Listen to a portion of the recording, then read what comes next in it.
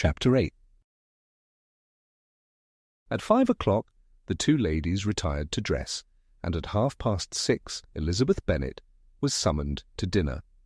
To the civil inquiries which then poured in, and amongst which she had the pleasure of distinguishing the much superior solicitude of Mr. Bingley's, she could not make a very favourable answer. Jane Bennet was by no means better.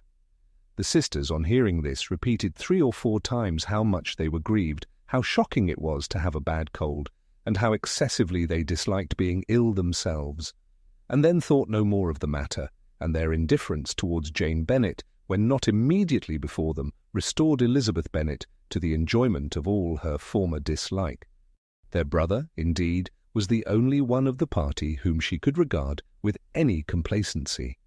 His anxiety for Jane Bennet was evident, and his attentions to herself most pleasing, and they prevented her feeling herself so much an intruder as she believed she was considered by the others. She had very little notice from any but him. Caroline Bingley was engrossed by Mr. Darcy, her sister scarcely less so, and as for Mr. Hurst, by whom Elizabeth Bennet sat, he was an indolent man who lived only to eat, drink, and play at cards, who, when he found her to prefer a plain dish to a ragout, had nothing to say to her. When dinner was over, she returned directly to Jane Bennet, and Caroline Bingley began abusing her as soon as she was out of the room. Her manners were pronounced to be very bad indeed, a mixture of pride and impertinence. She had no conversation, no style, no beauty. Mrs. Hurst thought the same and added, "She has nothing, in short, to recommend her, but being an excellent walker. I shall never forget her appearance this morning. She really looked almost wild." "She did, indeed, Louisa. I could hardly keep my countenance. Very nonsensical to come at all. Why must she be scampering about the country because her sister had a cold? Her hair so untidy, so blousy." "Yes, and her petticoat. I hope you saw her petticoat 6 inches deep in mud, I am absolutely certain, and the gown, which had been let down to hide it, not doing its office." "Your picture may be very exact, Louisa," said Mr. Bingley, "but this was all lost upon me. I thought Elizabeth Bennet looked remarkably well when she came into the room this morning. Her dirty petticoat quite escaped my notice." "You observed it, Mr. Darcy, I am sure," said Caroline Bingley. "And I am inclined to think that you would not wish to see your sister make such an exhibition." "Certainly not." "To walk 3 miles, or 4 miles, or 5 miles, or whatever it is, above her ankles in dirt, and alone, quite alone. What could she mean by it? It seems to me to show an abominable sort of conceited independence, a most country town indifference to decorum." "It shows an affection for her sister that is very pleasing," said Mr. Bingley. "I'm afraid, Mr. Darcy," observed Caroline Bingley in a half-whisper, "that this adventure has rather affected your admiration of her fine eyes." "Not at all," he replied. "They were brightened by the exercise." A short pause followed this speech, and Mrs. Hurst began again.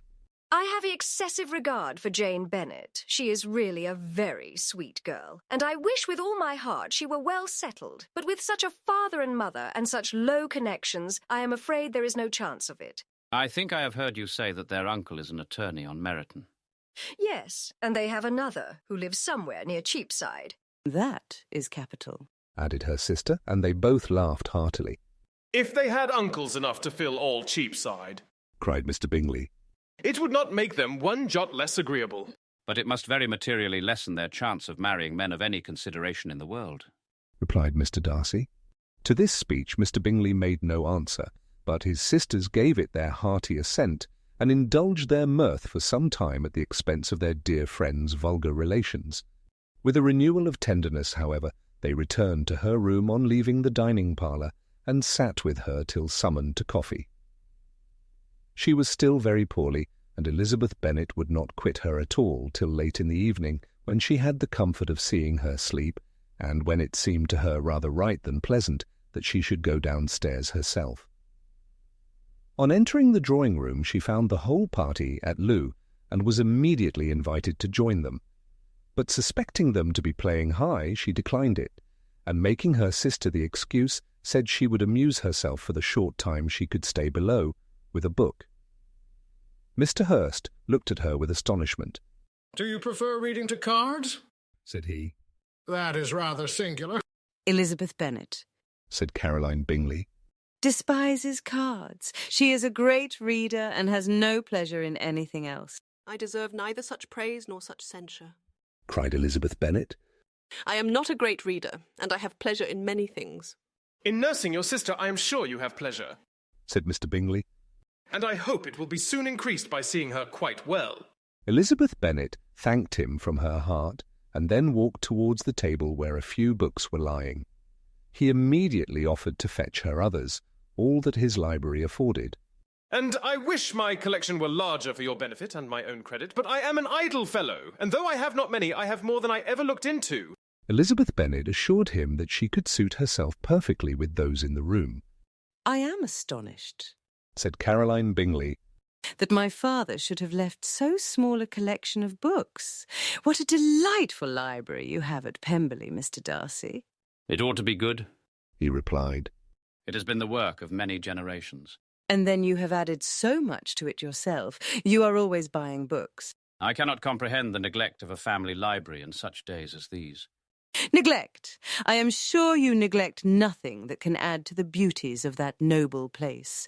Charles, when you build your house, I wish it may be half as delightful as Pemberley. I wish it may.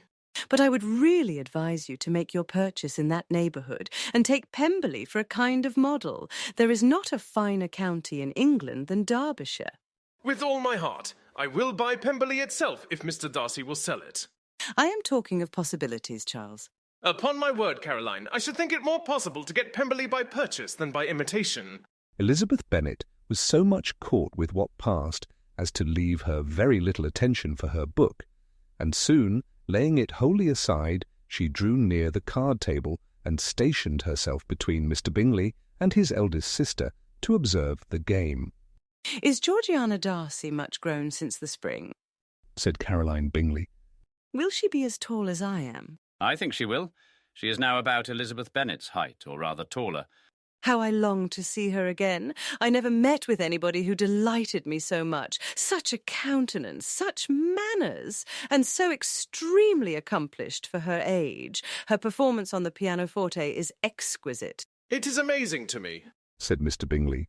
how young ladies can have patience to be so very accomplished as they all are.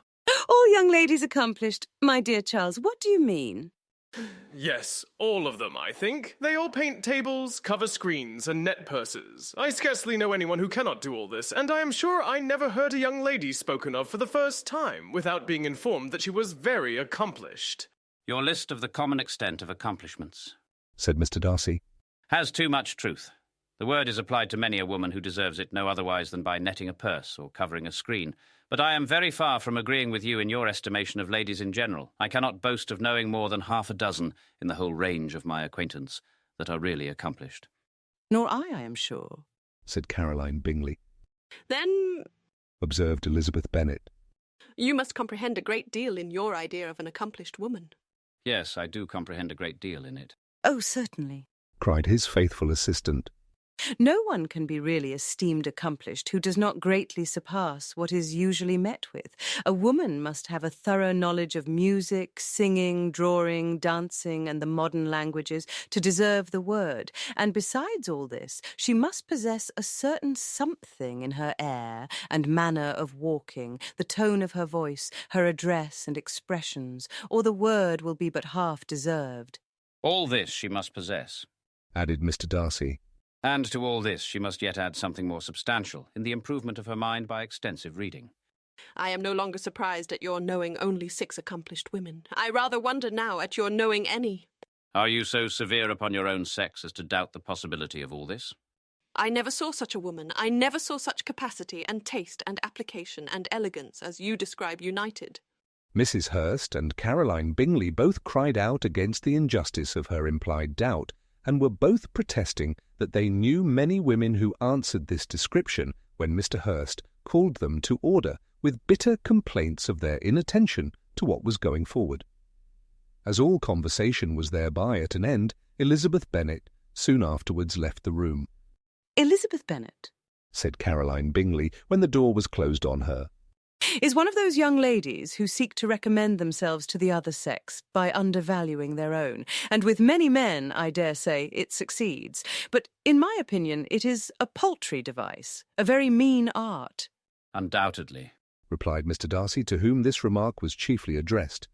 there is a meanness in all the arts which ladies sometimes condescend to employ for captivation. Whatever bears affinity to cunning is despicable. Caroline Bingley was not so entirely satisfied with this reply as to continue the subject. Elizabeth Bennet joined them again only to say that her sister was worse, and that she could not leave her. Mr. Bingley urged Mr. Jones being sent for immediately, while his sisters, convinced that no country advice could be of any service, recommended and expressed to town for one of the most eminent physicians. This she would not hear of, but she was not so unwilling to comply with their brother's proposal, and it was settled that Mr. Jones should be sent for early in the morning, if Jane Bennet were not decidedly better. Mr. Bingley was quite uncomfortable. His sisters declared that they were miserable. They solaced their wretchedness, however, by duets after supper, while he could find no better relief to his feelings than by giving his housekeeper directions that every attention might be paid to the sick lady and her sister.